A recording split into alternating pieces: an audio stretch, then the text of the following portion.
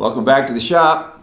We're now at the table saw, and I'm going to work on getting the crenelations for the Rook recut on this piece of walnut. Now, I've done some measurements and a little bit of setup, and I'll walk through that. Of course, as a regular polygon, the octagon should have 8 sides that are exactly the same width. This piece does not. This edge, for instance, is a little bit narrower than the rest. It's not a perfect octagon. This stick is better.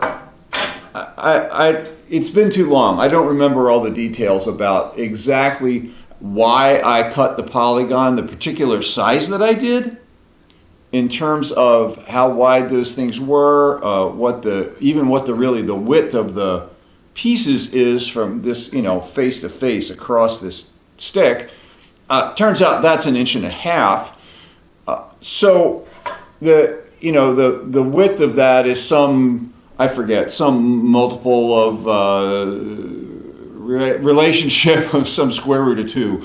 I forget exactly what it is, but if I can figure that out, I'll put it up here on the screen.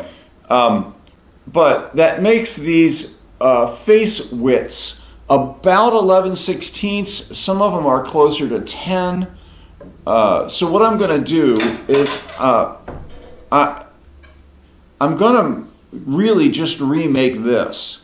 But for purposes of describing what this is, I need to give you some measurements here. So it's the edges of the crenellation between the cut and the corner on each of these is about 3/32. So it's not a lot. It's just a fraction under 1/10 of an inch, or about, doing metric in my head, that's going to be about 2 millimeters. And there's some variance here as I'm looking at this. I don't know if I can show that in the camera. Maybe I'll do a cutaway and do some close-up of this corner to edge detail.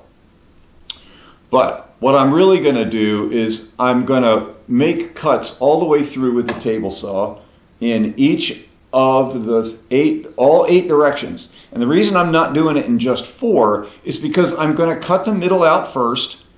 This table saw blade is going to be set so that it's not exactly in the center, it's a little bit offset. So one way I'll cut it on one side of the middle, and on the other way I'll cut it on effectively the other side of the middle. And then I will move the piece closer, I'll move the fence closer to the blade, and then we'll cut the outside edge surface. The reason to do that is that this blade and most blades that you're probably going to have in a table saw are ground in what's called an alternating top bevel. So one blade goes this way and the next blade goes this way, and it'll leave a little bit of a V, not a groove, but like a V, raised V, where you try and cut it out when you do that. If you look at your edge of your saw blade cut, if you don't do a complete through cut, you're going to see that when those two blades leave, they'll leave a kind of a peaked ridge. And if you vary that and make it a couple of different cuts, in my case, I'm going to have less sanding to do in order to make this a flat surface in here, right? So that's pretty key. And I'm just going to, like I said, I'm just reproducing this. So I'm going to measure, I can measure this if I have to, but all I'm really going to do is make it match this piece. Now, I think I said before earlier in the introduction video what the heights of these pieces were, and I had thought these were 4 inches tall. These are 5 inches tall. So the pawns are 4, these pieces are 5, and I think the king and queen are 6, but you'll have to stay tuned. I'll actually measure those when I get to those other pieces. This is definitely 5. So I need to cut 5 pieces off of this walnut octagon, And I'm going to do that on the radial arm that's behind me because it's set up for 90-degree cuts, and I already set the depth of the blade here. Now, you would think that I would want to set this at, it's a 1/4 inch deep cut.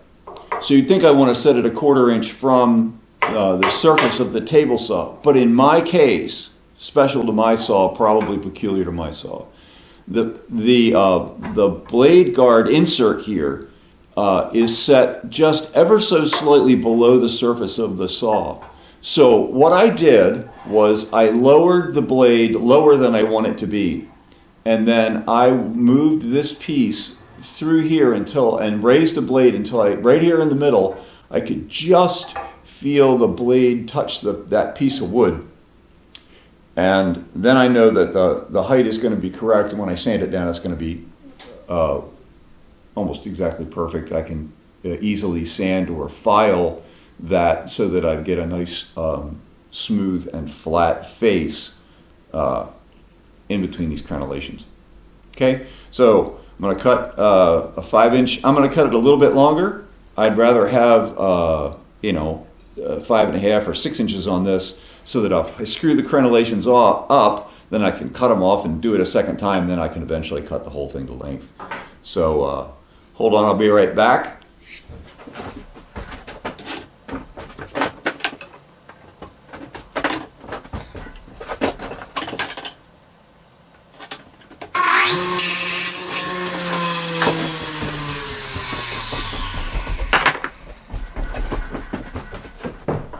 All right, so now I have a rough piece of walnut. It's a little bit longer than my previously cut piece. I'm going to put him out of the way over here. And I'm going to do this just by hand, very carefully. I thought about different ways to do this work holding, and honestly, the most accurate and safest way I can do it is to hold it about like this and make this cut, and then rotate it and make the cut for the next piece.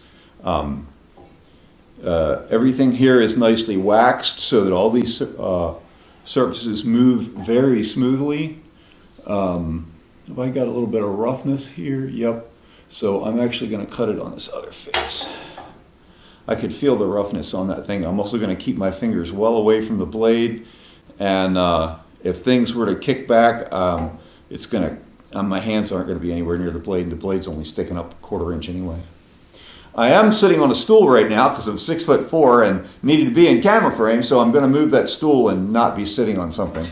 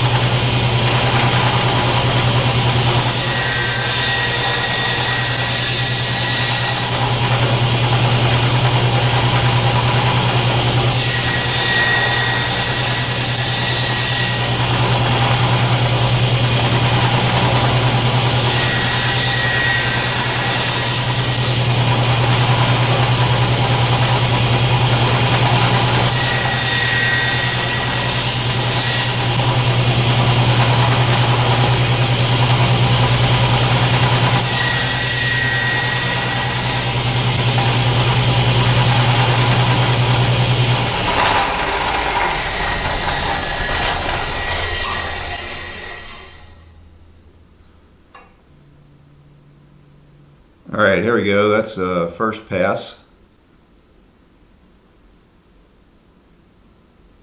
So now I'm going to change the distance here between the edge, between the fence and the blade. I'm going to move that fence closer, and I'm going to just match up the edge. I don't know if you can see that in the cut here. If I can zoom that in, let me tweak the camera here and zoom in a little bit more on the edge of that so you can see exactly how that cut's going. All right, that's good. So I hope you can see there that I'm just trying to match the outside edge. Let's make sure I'm picking one that's got the right width on it. Yeah, these are all about the same distance. They're the same distance from the fence to the cut, regardless of the width of this crenellation here. I don't know if you can see these are a little bit different.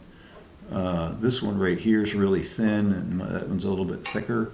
But it's actually, this must have been the way I did it before, because that from this, the blade is matching up very nicely to the face of that. So I'm going to make sure I got my fence locked down. I'm going to move this miter out of the way.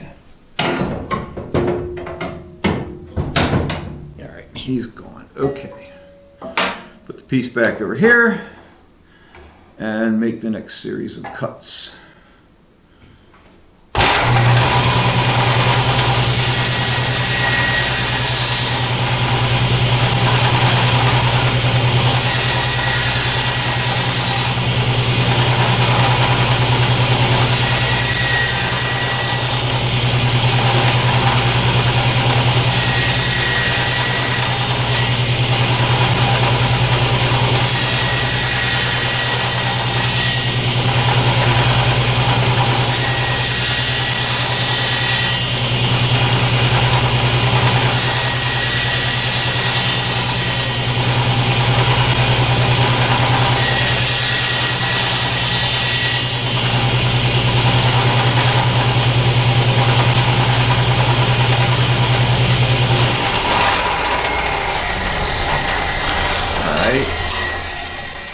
Stay away from that blade. I'm going to put that black over here near where I set the focus right in here, so that way I could show you, hopefully.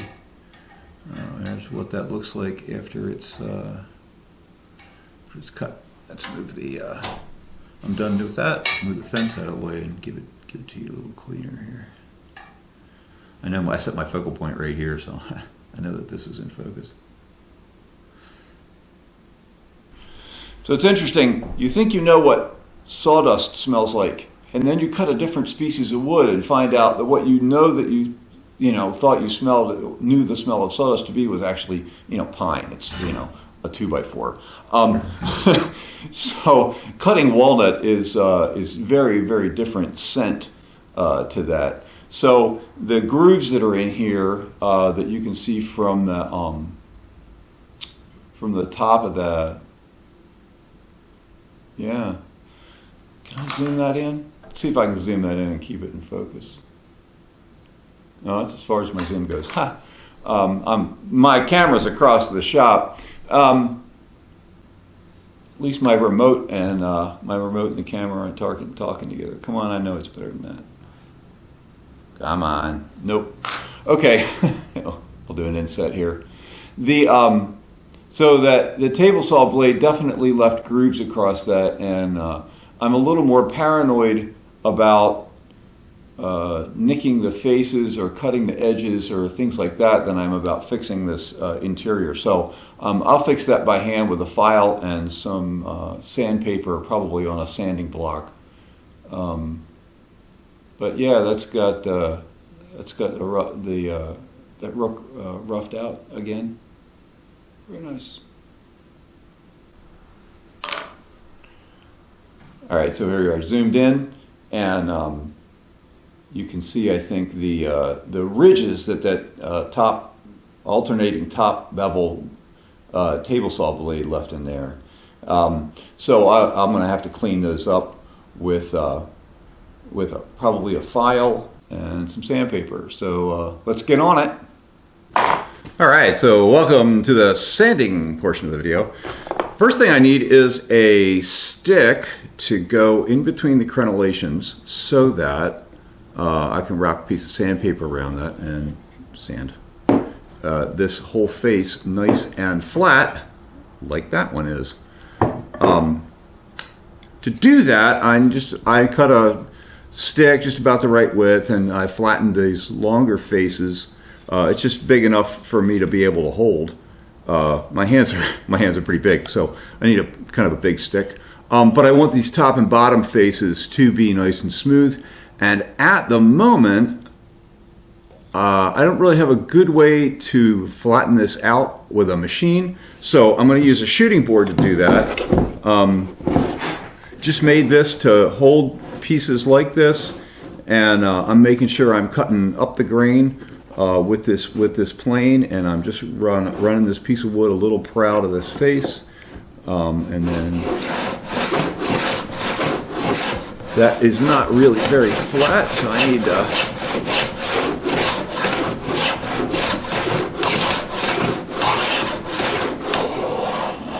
there we go. One nice clean line on that, and then we'll do this other side. This grain's pretty straight, so I shouldn't have any real problem with that here. Let's see how that looks. This one's high in the middle. We're going to do the middle first and then start making full length passes on it. There we go, that should be good. Plane's nice and sharp, so I get a really nice clean face here. All right.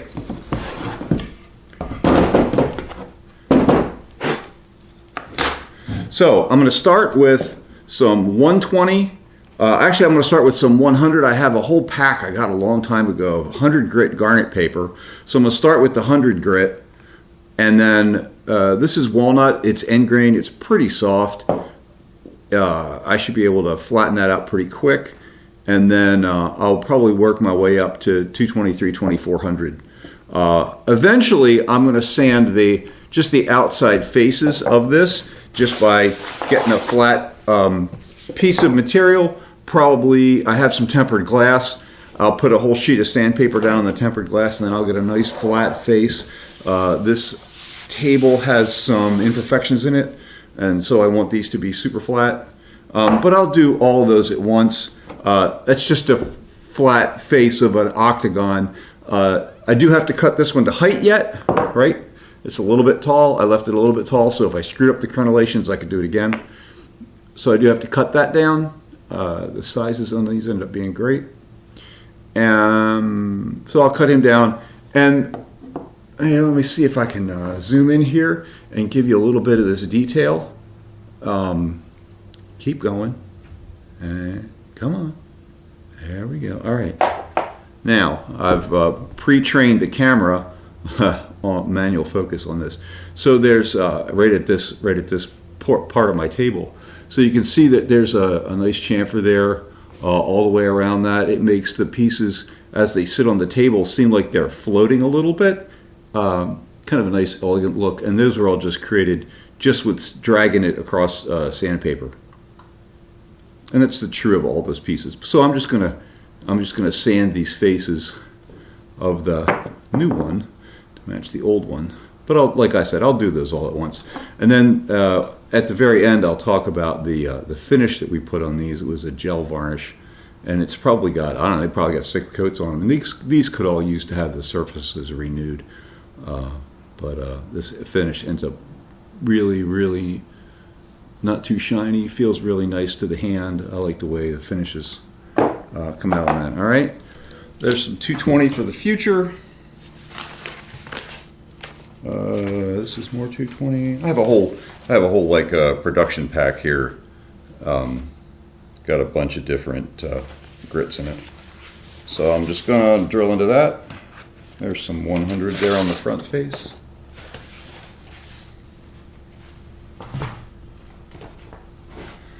All right. So the first thing I'm going to do is these crenelations, and I'm just going to take that nice little sanding stick we made and fold it around that. I want that to be nice and flat. I want those edges to be tight to that. And I'm just going to leave this, go ahead and leave this long. I don't think it'll bother too much. Trying to keep this nice and even so I get a nice flat surface.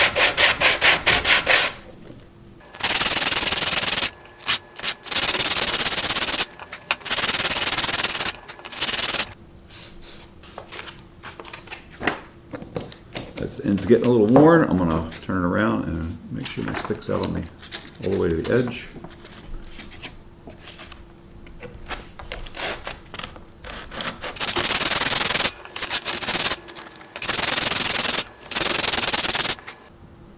Yep, we're getting those ridges down.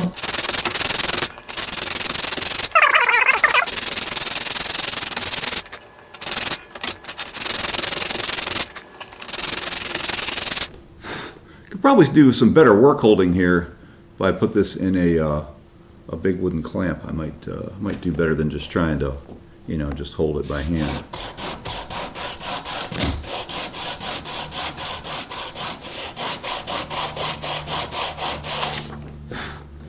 I'm going to do that. Hold on a second. When I said big wooden clamp, I wasn't kidding. Okay. I already had this set because I was potentially going to use this for work holding on the table saw, and then I decided it was actually safer to do it without it.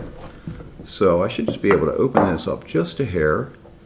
Sit him nice and straight in here and clamp this nice and evenly, making sure I don't, you don't want to do it unevenly because you don't want to make any kind of crimp in these corners of the octagon.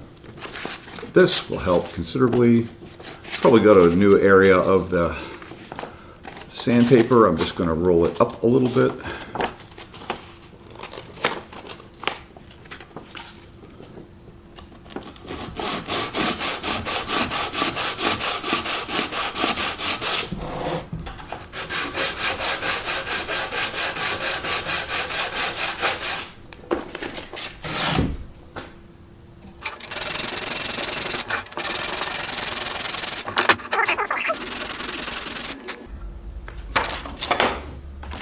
Because these handles are so long.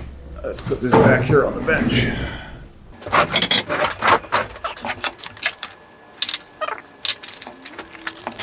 This portion of the video is sponsored to you by 3M. Not really.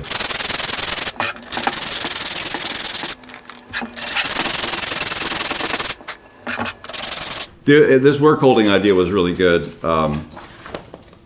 Makes it much easier to not wobble back and forth as I'm sanding. I wanted that to keep that a nice flat plane.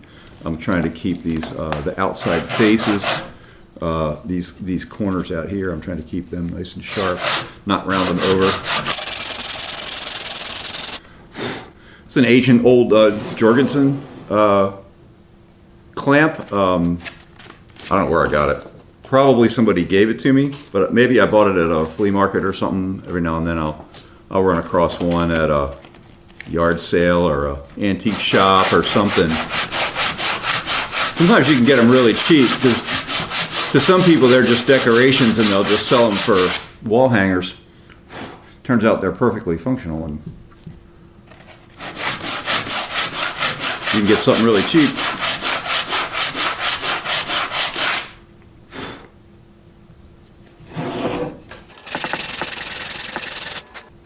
All right, well, you get the idea. That's going to take me another hour. Even though I've time-lapsed some of this, I'm not going to record it all. It's kind of silly to record just running back and forth with sandpaper for a couple of hours. Next week, we're going to do the Rook. I'm sorry. Next week, we're going to do the Knight. So, the Knight is done by pushing the cut. If we look at the cut this way, let's see if I can zoom in on this. If we look at the cut this way, across one of the faces, he's cut on 3 faces, right? So if we look at the cut this way, if I can remember which direction the camera is. So if you look at this cut, it comes up and then straight down.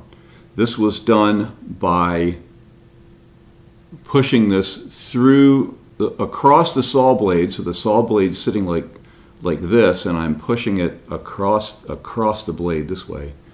But the blade is angled and the cut is angled. The real key to making that work right was the fact that this face right here is basically 90 degrees to the outside face of the edge inside here is 90 degrees to the outside face here. So. I got to remember how to do that. I didn't write down how I did any of this. So it's a good learning excuse for me to go back and figure it out too. So stay tuned next week. We'll make this, remake this Knight. And I think I'm going to try and I'm going to make more than one of these when I make one, because I'd love to see if I took the same kind of scallop idea, kind of like the way I scalloped the waist on the queen. If I did that on the knights, and I scalloped him in along these two outside faces, then we'd have a little bit more of a narrow top for that knight, the little horse's head. So I think maybe I'll try that on one. Little experimentation. All right. So join me again next week when we work on the knight. And if you got any questions or comments, let me know. Thanks for following along. Do all the like and subscribe things and yeah, all that jazz. I really appreciate everybody watching. Thanks.